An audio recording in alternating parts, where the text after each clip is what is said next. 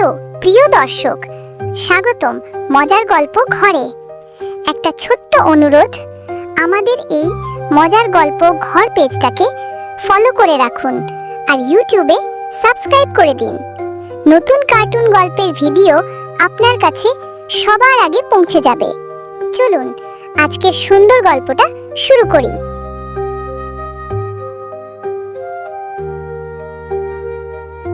আলোর ঝাপসা ভোরে ধলাগঞ্জ গ্রামের শেষ মাথায় একটা ভাঙা মাটির ঘর।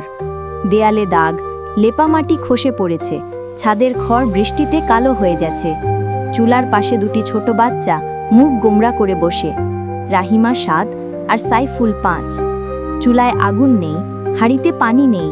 তাদের চোখে জিজ্ঞাসা, আজ কি ভাত পাবো? ঠিক তখনই ঘর থেকে 2 বউ বের হয়। সাবেরা রূপসী কিন্তু অহংকারে ভরা, চোখে লাল সুরমা, চুলে তেল, গলায় সস্তা মালা। শ্যামলী বয়সে কম, রূপে সাধারণ, কিন্তু বিলাসিতার নেশা সাবেরার চাইতেও বেশি। দুজনেই ঝগড়াতে লিপ্ত থাকে প্রায়। আজও শুরু হলো। এই ঘরে আর থাকা যায়? একটা ভালো শাড়ি নাই, একটা আলনা নাই, আমার মাথায় ধরে না রে। তুই কি রাজবাড়ির মেয়ে নাকি? সংসারে লবণ নাই, লবণ। আর তোর টান শাড়ির পিছে। আমার সৌন্দর্যটাই আমার সম্পদ। যদি শাড়ি গয়না না থাকে, মানুষ কি বলবে? মানুষ যা খুশি বলুক, তর্কে তর্কে সংসার যদি ডুবাইয়া ফেলায়, তাহলে কি হবে? বাচ্চারা নিঃশব্দে তাকিয়ে থাকে। তাদের ক্ষুধার কথা 2 বউয়ের মাথায় নেই।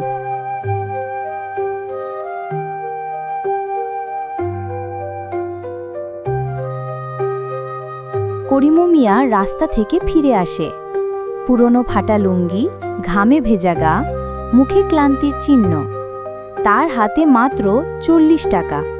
এটাই পুরো দিনের আয়ের আশা।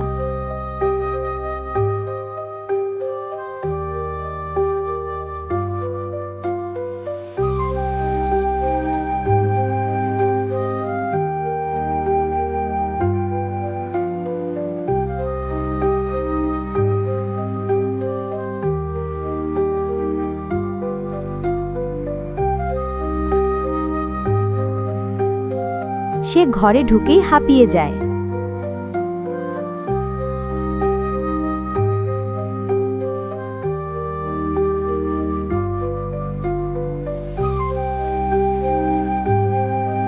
বাড়িতে কি শান্তি নাই রে? সকাল হইতেই দুজন দুই দিক থেকে আগুন। আগুন না, সত্যি এই ঘরে থেকে লজ্জা লাগে। আমারও দরকার 2টা গ্লাস। অতিথি এলে লজ্জা লাগে। করিমুর কপাল কুঁচটে যায়। দানব নাকি মানুষ তোমরা? ঘরে ভাত নাই, চুলায় আগুন নাই, তোমরা শাড়ি গ্লাস পর্দা নিয়ে বসে আছো। 2 বউ আবার ঝগড়া শুরু করে। করিমও মাথায় হাত দেয়। 10 বছর ধরে একই ঝামেলা। অভাব আছে, কিন্তু বউয়েরা তা মানে না।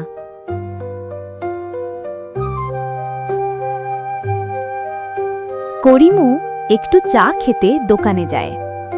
করিমু ভাই, শুনলাম আপনার 2 বউ নাকি ধার দিয়া গয়না কিনে। এক বউ চায় পর্দা, আরেক বউ চায় গ্লাস।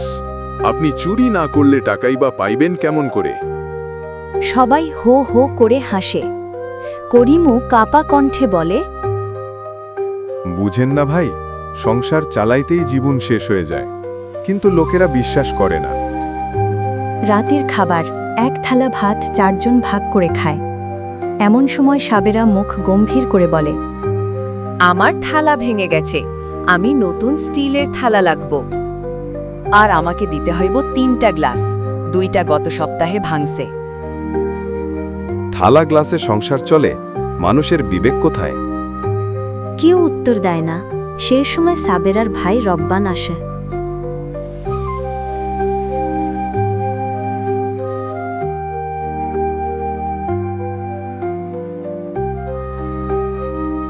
বোন, শুনতেছি তোমরা অভাবে আছো। সাবেরা অমনি ভান শুরুকারী।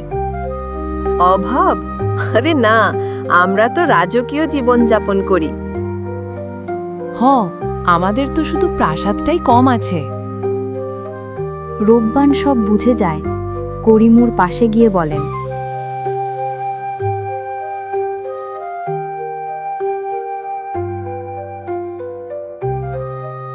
দুলাভাই, দুইজনকেই বুঝানো লাগবে, নইলে এই সংসার ডুববে। করিমু দীর্ঘশ্বাস ফেলে। পরদিন করিমু বাজারে গিয়ে সামান্য চাল ডাল কিনে ফিরছিল।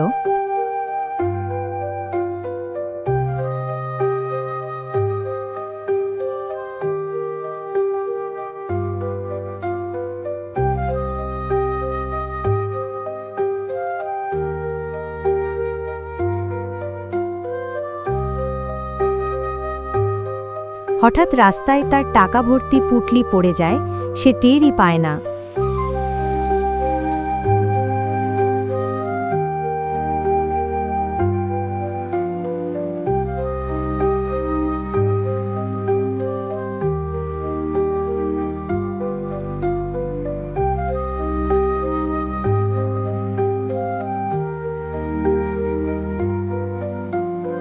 বাড়িতে এসে খেয়াল করে, হায় আল্লাহ, এই টাকাই ছিল শেষ আশ্রয়। বউরা তখনও নিজেদের চাহিদা নিয়ে ব্যস্ত। ঠিক আছে, কাল আমাকে পর্দা কিনে দিবা। আর আমার দুলো মাতব। করিমু অসহায়ের মতো কাঁদে। সেই দিন রাতেই চেয়ারম্যানের বাড়িতে বড় চুরি হয়।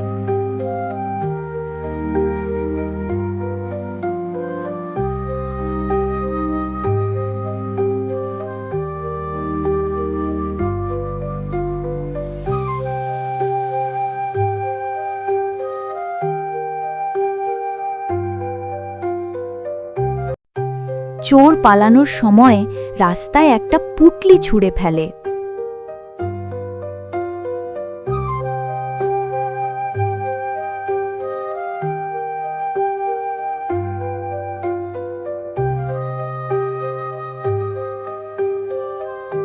লোকেরা দেখে পুটলির ওপরে করিমুর নাম লেখা।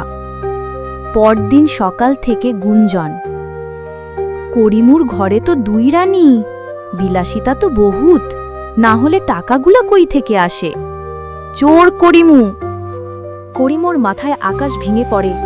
চেয়ারম্যান ডাক দেয়, করিমু, এই পুটলি তোর ম?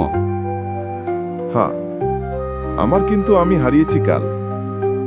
তাহলে চোর তুই না, তু কি?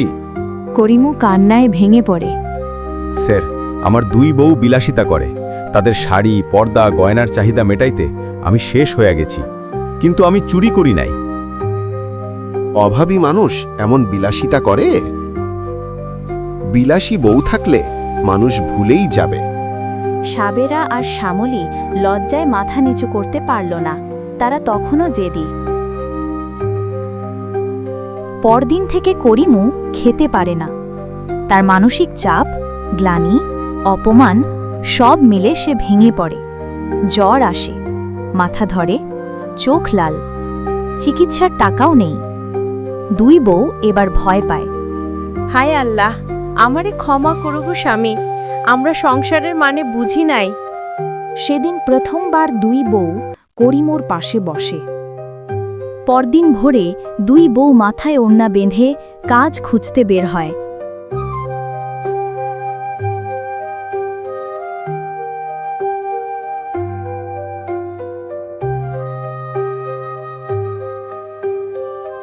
কারো বাড়িতে থালা ধোয়া, কোথাও পুকুরে কাঁকড়া ধরা, কোথাও ধান শুকানো। গ্রামের লোক অবাক। একসময় যারা গয়না শাড়ির অহংকার করত, আজ তারা মাটি খাটুনি করছে। প্রথম সপ্তাহেই 2 বউ 350 টাকা রোজগার করে। সব টাকা করিমুর হাতেই দেয়। মাসির পর মাস 2 বউ আর কোনো বিলাসিতা চায় না। একটা বাড়তি থালা পর্যন্ত কিনে না। কিছু টাকায় চাল কেনে, বাচ্চাদের দুধ আনে, করিমুর মন্দাও কেনে।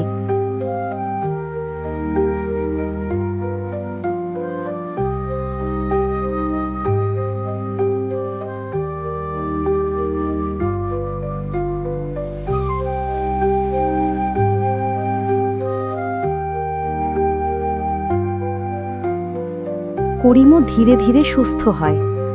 একদিন রাতে সে দুই বউকে বলে, বাড়িটার চাঁদা তোমরাই বদলাইছ, এখন বুঝলাম নারী চাইলেই সংসার বাঁচাইতে পারে। দুই বউ কেঁদে ফেলে। আমরা মানুষ ছিলাম না গো, অহংকারে চোখ অন্ধ ছিল। আজ থেকে সংসার আমাদের দায়িত্ব, বিলাসিতা না। একদিন চেয়ারম্যানের লোকেরা আসল চোরকে ধরে ফেলে। সে স্বীকার করে, স্যার, পালাইতে গিয়া করিমু মিয়ার পুটলি রাস্তায় পাইছিলাম। ভেবেছিলাম চুরি করা জিনিসের সাথে এটা ভাঙাইয়া মানুষকে ভুলাই দিমু। এই কথা শুনে সবাই চমকে যায়। চেয়ারম্যান করিমুর বাড়িতে এসে